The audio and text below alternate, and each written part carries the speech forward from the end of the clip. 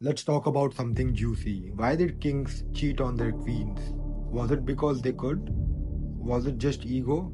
Or is there something deeper, something wired into their psychology and biology? What if I told you the answer is far more complex and even tied to human nature itself? Stick around because today we are uncovering the psychological reasons behind why kings cheated and how power, entitlement, and even evolution played a huge role. Let's start with the obvious power. Kings weren't just rulers, they were seen as divine, chosen by the heavens.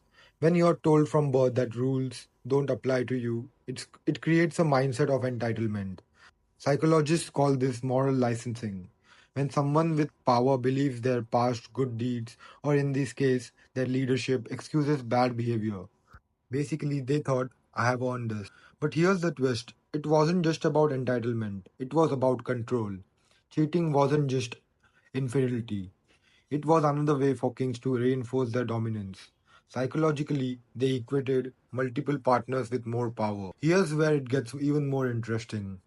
Evolutionary psychology tells us that men, especially those in positions of power, are wired to spread their genes.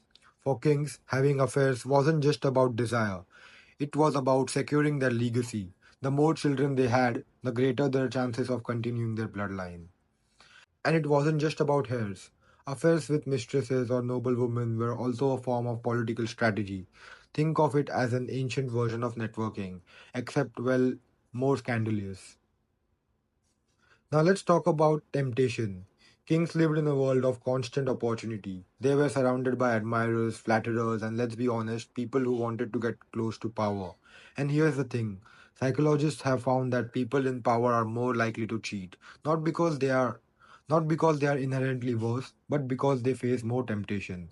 When opportunities come knocking every day, self control becomes harder. And for kings who were already living in a bubble of privilege, those temptations were almost impossible to resist. But this isn't just psychological, it's neurological. Cheating activates the brain's reward system, flooding it with dopamine. It's the same chemical you get from winning a game or eating your favorite dessert. For kings, every affair was like a hit of dopamine, reinforcing the behavior. Here's the thing, power actually amplifies this effect.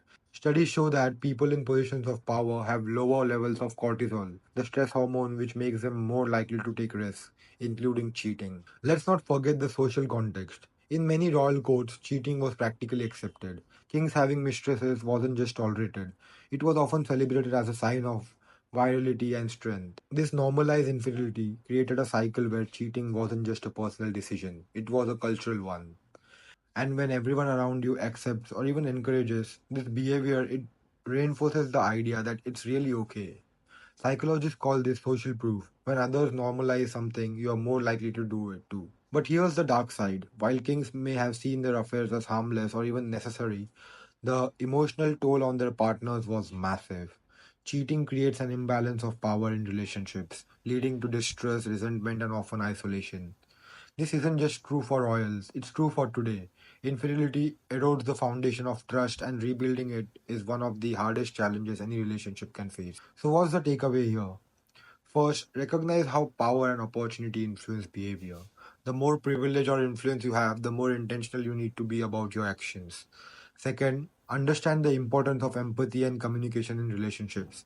Even kings with all their power often ended up alone because they didn't prioritize their partners.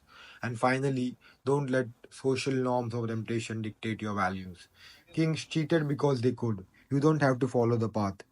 If this gave you a new perspective on why kings cheated and maybe some insight into human behavior, hit that like button and share this with someone who loves a mix of history and psychology.